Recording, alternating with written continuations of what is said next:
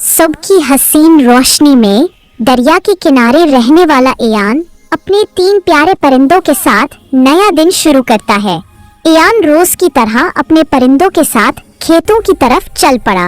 एयान उन्हें प्यार से समझाता, जब रोजी मिले तो कहो सुभान अल्लाह।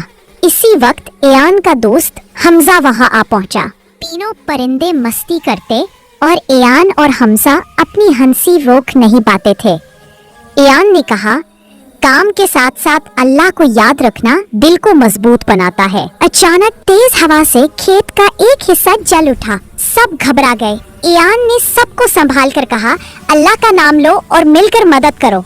एयान ने कहा, देखा जिक्र हिम्मत देता है और अल्लाह सबकी हिफाजत करता है।